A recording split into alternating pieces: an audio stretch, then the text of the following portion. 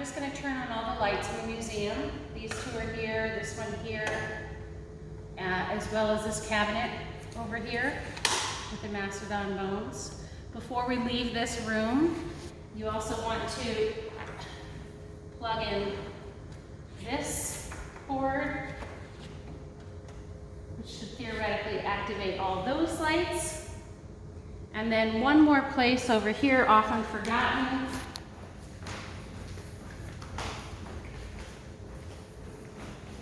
There's a light switch back here. Hard to see, but reach across, and that'll illuminate this cabinet. All right, let's go to the next room.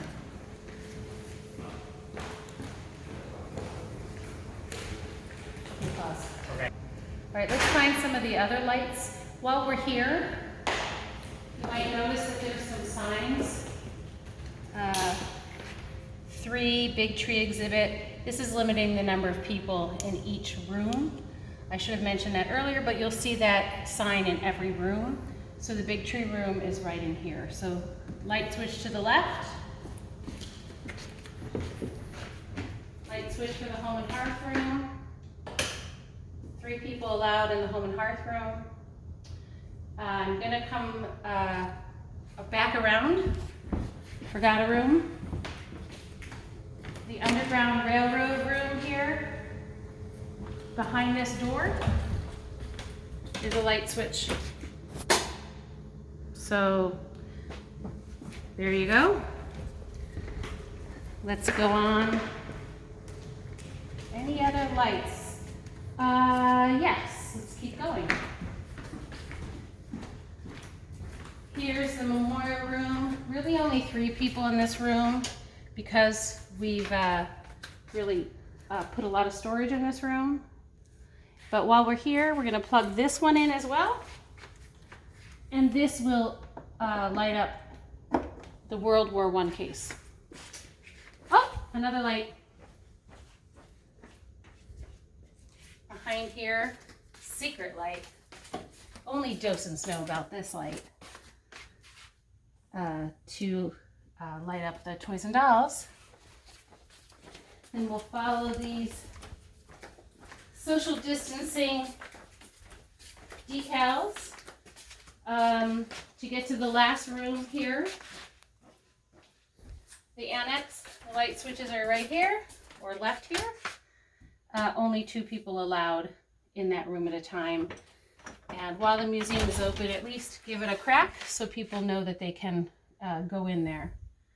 When we're done, we're gonna, of course, turn off all the lights as well. Lock that door again. It's a good view of our new electrical panel, which will eventually be hidden by this cabinet, just so you know. Turn off this light. Unplug the thing. What? Turn off this light. Unplug that. Turn off this light. Turn off this light. Turn off that light. A few more to go.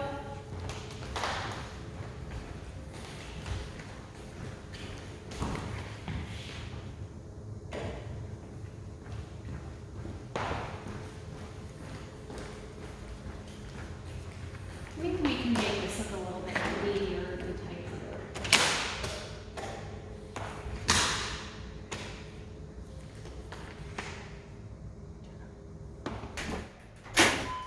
Hi everyone.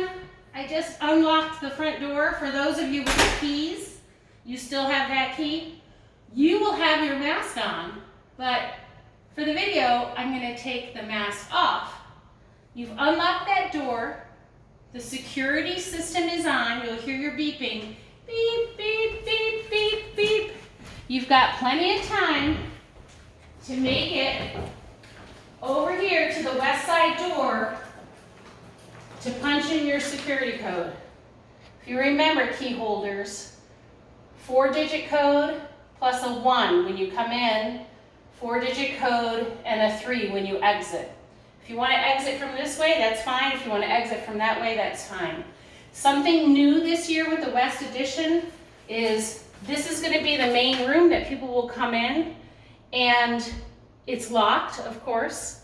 And in order for this door to be usable by the public, we've got to use this special key.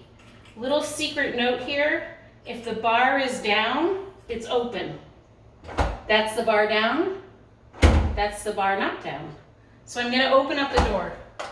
I stick this little Allen wrench in here and turn it until, yep, it's down. So now, for the people coming in, the door is open. When we leave at the very end of our docent session, we're going to do the reverse and put this back in, and now it should be locked. If you forget, bar down, open. Little secret there.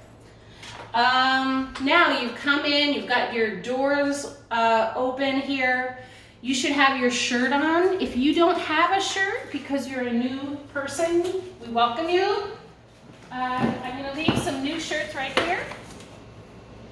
If you have a shirt and you want a new shirt anyway because they're very cool on the back, I'll leave this box right here if you need a shirt or want to trade in a shirt. Down here is our docent resources box. This is where you're going to find your name tag, and you want to wear that and a shirt. There's also other information here that's important, forms, things about exhibits. I need to update this box, but just know it's here. It'll get improved. This is also where I've left the phone, given the plugs in this new arrangement.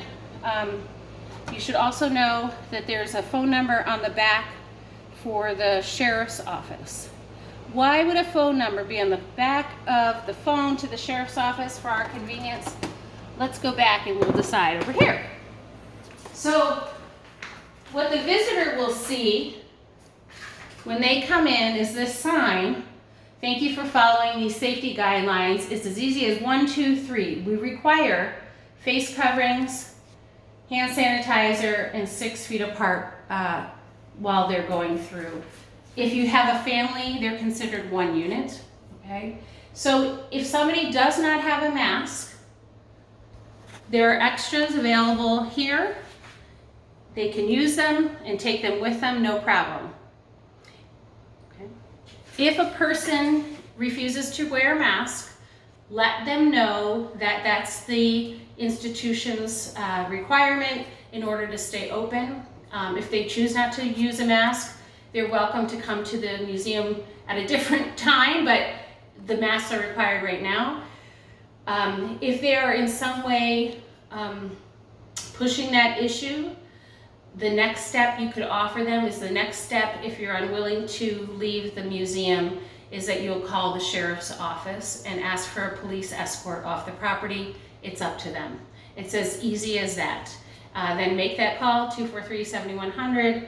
A police officer will come and escort that person off the property. I don't think that will happen, but that's just for you to know. So when this visitor comes in, besides hand sanitizers, face masks, they're going to be asked to fill out this questionnaire. It's quite thorough. And you as a docent will be asked to fill this out as well.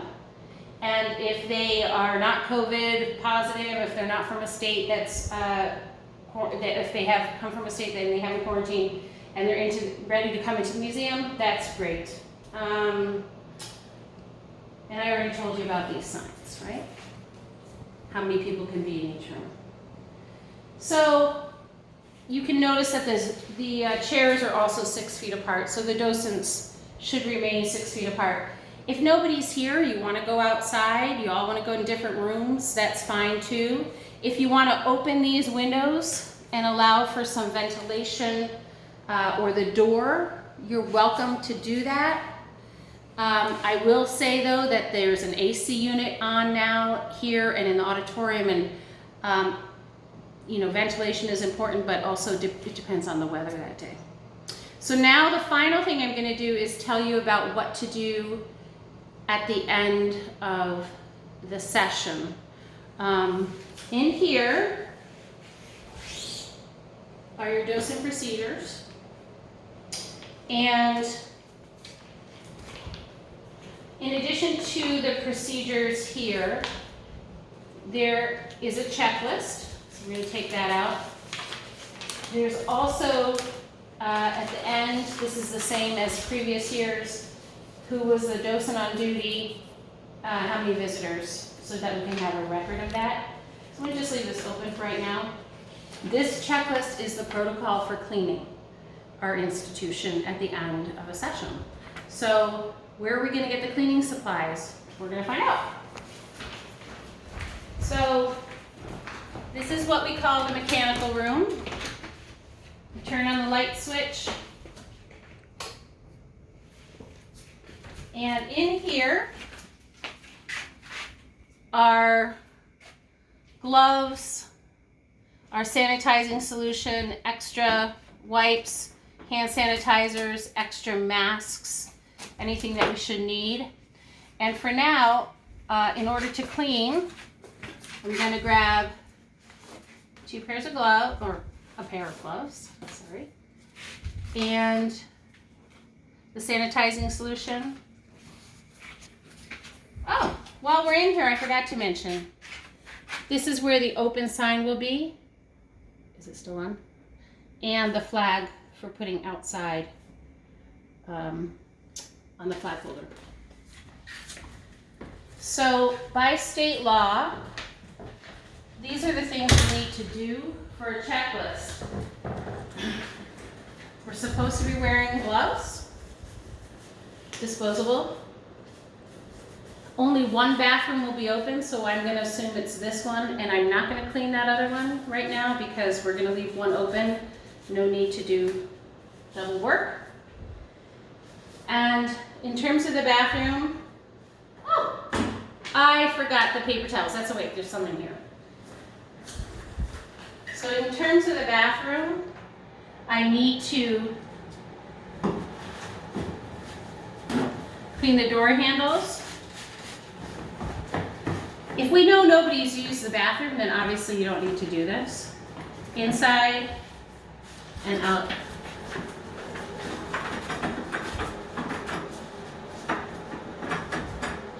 Okay, what else is on my list? Clean the light switch. Up, clean the sink. Especially the handles.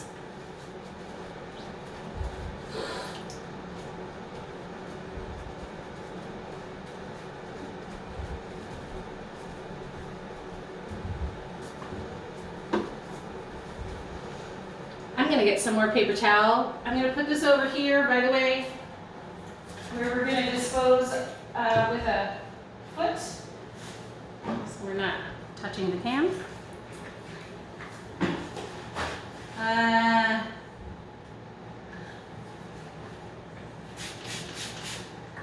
If there is a can like this, all the can grabbers.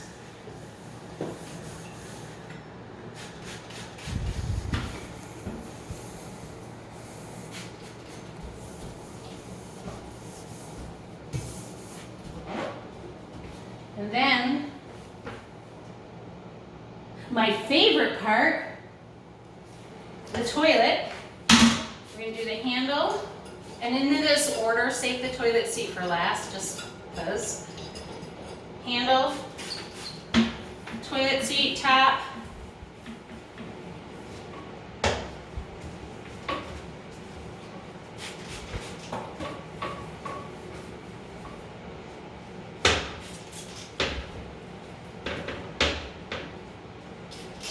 Our toilets will never look this spiffy ever again.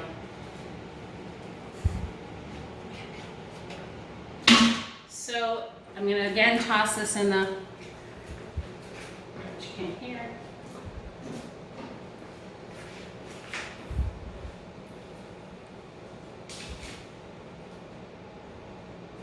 Good. What other cleaning would we have to do? Anything that is frequently used surfaces. So this bar handle would be a good case in point.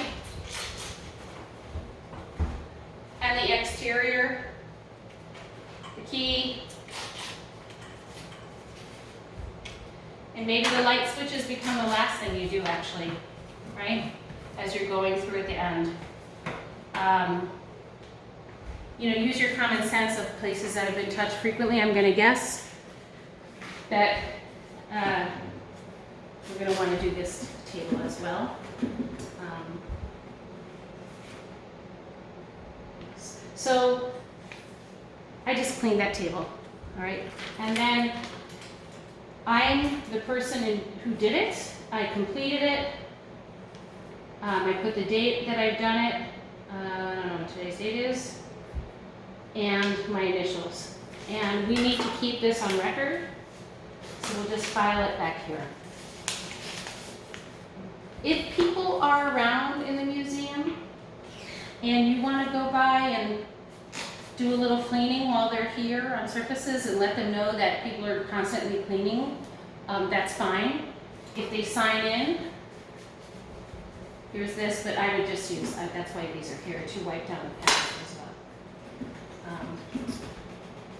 One thing I forgot to mention is make sure you lock that door that you came in, because we are encouraging all visitors in this point of entry. Thank you. I look forward to being open starting tomorrow. If you have any questions, give me an email, a ring, and I'll be happy to answer them. Oh, gotta throw these away, right?